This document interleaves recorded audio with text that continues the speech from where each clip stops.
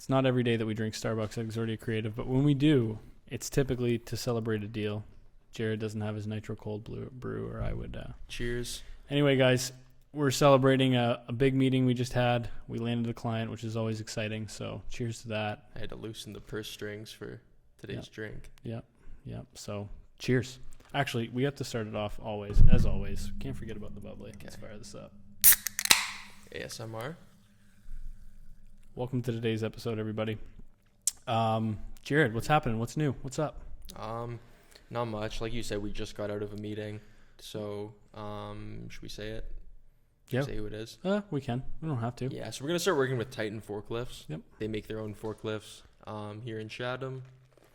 And we're going to help them run some targeted ads and put together some videos and stuff. So we're pretty pumped about that. We gave like a formal slideshow presentation, which we don't usually do. Yeah. It was refreshing to do that. Yeah, it's nice to do that. And I think it went well. We got them, so that's good. Yeah. We're excited about that. Yeah. Yeah, good start to the week. Yeah, and I feel like that's one part of our business too. Like a lot of people, you might look at us as just a video company, you might look at us as just production or just social media, but it's when you integrate all of those things into one is when it really, really pays off. So, and they believe in that method and just so happen to work out that way. Yeah, we do targeted ads. We do copywriting and editing services. Yeah. We do a lot. If you know of somebody who could work with us, let us know and we'll hit them up. Yeah, for sure. And we'll give you a little referral bonus too. Yep. What do you got on that list? We got a topic list today. We've got a topic list. You guys know I like to fidget with this little list here. So last week I golfed at Maple City Golf Course. Okay. One of our friends who's a member, Connor, he invited me out. Yep. Played like absolute trash, but it was a good time. What's your review of the course? A beautiful course. It is a beautiful course. We've got white bunkers. The fairways are softer than the carpet in the office here. Like it's insanely immaculately well kept.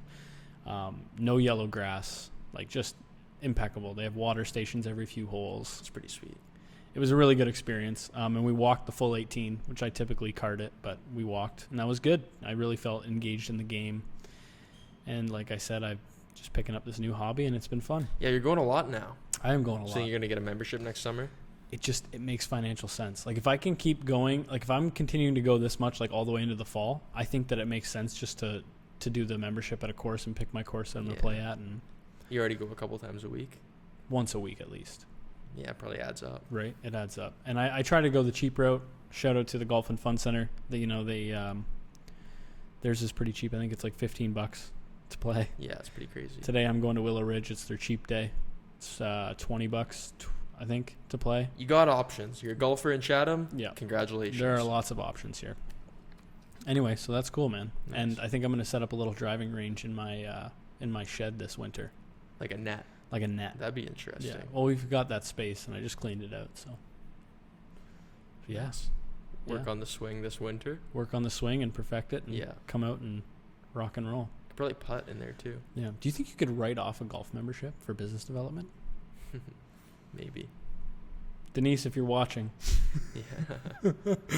Oh, man. So we've got some social media news, and this is interesting. Yeah, it is. You just told me about this a couple minutes ago. Snapchat is introducing mini apps. Mm-hmm. I'm not sure totally what all that's going to look like or what kind of mini apps they're going to be making, but the first one they're starting is a collaboration with Headspace, the meditation app. And so they're going to be focusing on meditation. Like I said, I don't really know what it's going to look like. Yeah. But I know meditation's beneficial. And when we did that podcast a couple weeks ago. We just talked about it, yeah. Like I've been trying to do it as frequently as I can. Shockingly, I can actually sit there for 5 minutes and not grab my... So it just... And it's... I don't know if it's a placebo effect or what it is, but it feels good after you do it. So I think it's going to be like an in-app experience. So third-party developers are going to be able to put together something that you can do within the Snapchat app, kind of like an API. I think it's cool. Snapchat brings a lot of functionality to the table, and they always have. But I think the problem is they don't get the patenting right, or maybe it's not possible, and the bigger players like Instagram just come and swoop up all their IP. Yeah. Like we've seen that with stories. Twitter just started stories. Yeah, that was, one of Snapchat's original like unique features. Mm-hmm. And now just about every social media platform I can think of does stories. Yeah. Yeah. And it sucks because that's a really cool feature, and they were the ones, to my knowledge, that pioneered it, and, and a bunch of other stuff, and it just gets taken away from them. Yeah. So like, if I'm a developer like Calm, and I'm putting together this thing that's just for Snapchat, I would sure like it if the other platforms were to follow suit and then let me put it on there too. Yeah. So I'm not just paying this cost to develop it for one place. Yeah. So I don't know. I like the way things are going. I wouldn't be surprised if we see this on For real. on Instagram or Facebook or For real. or wherever else. How often do you use Snapchat? So we have a group chat That's all I use mine with some for. of our friends. That's just about all I use it for. Yeah. Like, maybe if I watch somebody's story, I'll hit them up or say something about it. But yeah, that's about it. Yeah. I don't know why we don't have like an iMessage group or something like that. It is nice, I guess, to send pictures conveniently. Yeah. We've done Snapchat since I think that group started when we were in university. Yeah, I don't know. Like, I guess it's really easy to send photos, Mm-hmm. and they don't save to your camera roll, which is nice if you don't want to like clog up your camera roll. Yeah. I guess that's why. Yeah. And group messages do save. Yeah. Unlike one-on-one conversation where if you don't save it, which is super annoying, but Yeah. I guess that's part of what makes the app unique. Mm-hmm. Yeah. And I think Snapchat's still big. Like, I think a lot of younger people still use it. Mhm. Not that we're old, but like younger than us, so to speak. We've got some more social media news. What's up? Twitter. You guys might have heard of the Right. platform and all the hacks that have gone on. Just to name a few of the accounts that were hacked. Apple, Joe Biden, Kanye West, Jeff Bezos, Elon Musk. Twitters were hacked, and I believe it was not for ransom. What they were doing was essentially the tweet that went out. It was the same on everybody's. They were asking They for were- crypto. They were asking for crypto. Bitcoin or in some return, they kind. would give you double the amount that you gave. Yeah. And so people were, I bet you thousands of people were sending them crypto. Yeah. So, I mean, on the surface, if you fall for that, then I feel bad for you because you're just walking around this world with literally no armor on. Like, Yeah. You're pretty vulnerable if you fall for shit like that. Yeah. It's pretty ridiculous. Yeah. But, yeah, this isn't the first time that data on Twitter has been compromised. No. And it just goes to show, like, as our world moves towards this place where we try to, like, legitimize social media and, like, government-run services take place digitally now. And, like, established companies run parts of their business completely digitally. Like, you can move millions of dollars on a banking app, on a website, or online. And it just goes to show that, like, as our comfort level increases with doing things digitally, I do banking, I do everything online. Are we really ready to make those kind of investments before getting the security right? Because this is like a painful reminder that it is still kind of the Wild West It is. out on the internet. Mm-hmm. And stuff like this happens at the highest levels. Yeah. It's scary. It is scary. Yeah. Yeah, and I echo your thoughts too. I kind of feel bad for them, but at the same time, If this were a more sophisticated scam and you could speak on behalf of like a world leader mm-hmm. or a major company yeah, or the owner of a huge company, you could pull off some pretty high level schemes if you weren't just doing the old double your money trick. yeah. You could really probably pull the wool over some eyes. How did they get access to all these accounts? I don't know. That's what blows my mind. Yeah, probably some vulnerability in Twitter's system, and if it works for one, it works for multiple, so Yeah. they're probably just grabbing as many good ones as they could. Yeah, crazy. I guess time is of the essence, so you just want as much money as you possibly can fast.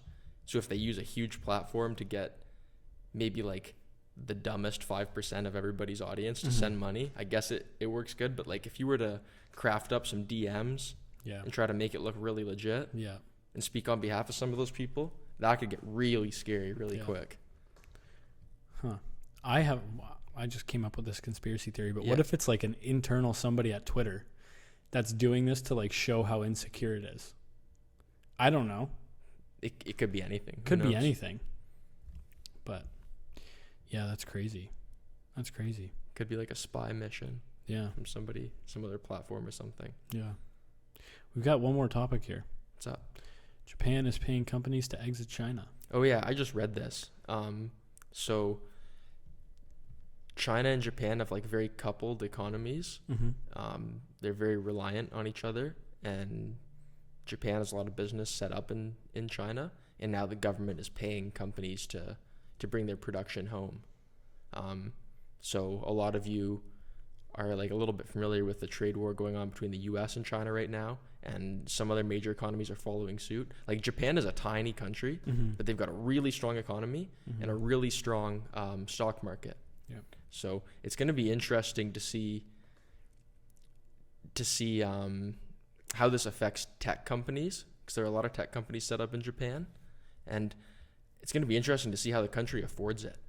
Yeah. You know, because production is so cheap in China. We've met with companies who tell us it's not ideal to set up their production there, but when you're focusing on the bottom line, it's a very tempting place to set up shop. So if Japan is going to try to subsidize bringing production back home, like I think Trump tried to do a few years ago, it's going to be interesting to see how that plays out and how they afford it. But yeah, tensions between China and the rest of the world are certainly escalating, and this is just another like manifestation of that. Yeah, I guess. Yeah, that's crazy. I haven't read anything, so I don't want to give too much on it. But yeah, neither have I, to be honest. I am interested to see how they are going to pay for that. To have and what the what is the wage disparity between China and Japan, like next level? Like, no,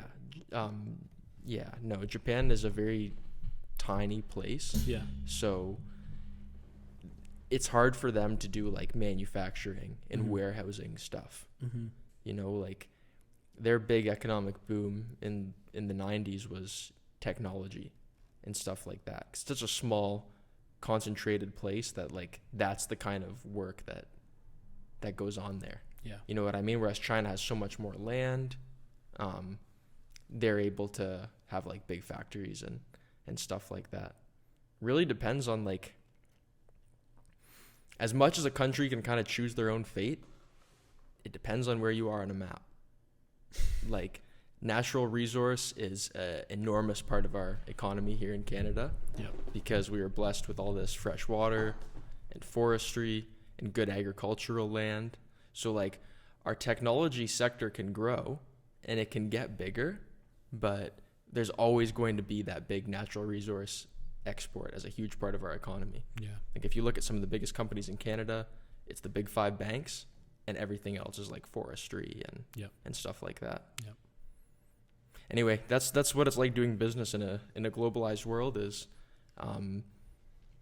you know, obviously we think everybody should be paid a fair wage, and ethical labor is something that really needs to be considered as we have more options for production. And this is something we're learning about ourselves when starting our clothing company and starting our merch, is we're starting to learn about how you might be able to cut costs going to a country like China for production, but the sacrifice you have to make and at what cost that comes with.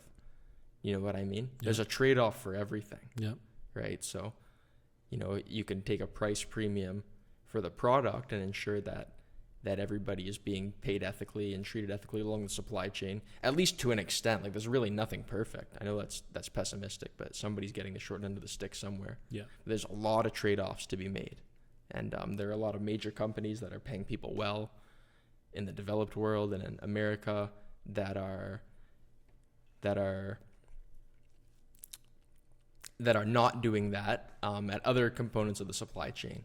Like, for example, we look at a company like Apple, where on the surface level, you know, people in the US, they have nice jobs with like strong benefits. Everybody's treated really well here. But if you follow the supply chain back far enough, it gets really ugly right at like the base level. So I think it's really important to find like a compromise. Where is that compromise though? Because everybody's compromise is going to be different. Yeah, I don't know. And that's kind of the bane of capitalism, is there has to be losers in order for there to be winners. Yeah. So is it a fault of the system? Is the system just not optimized? Is this the best we can do with this given system? We have to change the system. I don't know. Yeah. It's tough. It is tough. Anyway, it's a big focus of ours for our clothing. So if you see a price point that's maybe a little bit higher than you expected, we're going to justify that by showing you what our supply chain is like. Yeah. And showing you that the price premium isn't just because we want a price premium, it's because we want everybody to be treated fairly and ethically along the way. Yeah. And that does come with a price. Yeah. So anyway, we're excited to share like the behind the scenes with you guys of how we go about sourcing everything Yeah. Jared's been doing a good job on the initial steps, as finding fair as- suppliers and stuff. Yeah, thank you. It's been really fun. There are some cool ones right in our backyard, and we might share who we're working with soon. Yeah. Again, shout out to Elizabeth from Woolly Doodle Yep. for setting us up with some industry connections and giving us some phone numbers and websites and stuff. Yeah. That was really useful. Definitely. So yeah, shout out to Elizabeth, Shop Woolly Doodle. Yeah, absolutely. All right, guys, that's all we got on this list. Jared, is there anything else that you want to say to the kind people? I've rambled long enough on this episode. Thank you guys. I don't think you rambled. I don't know if it was a ramble. I don't You know. were just interested. You were interested in what you were talking about, and you continued to talk Stream about of consciousness. it. Yeah. Guys, comment if that was a ramble or not. I don't think it was a ramble. Okay. Thanks for watching, guys. We'll see you next time. Cheers.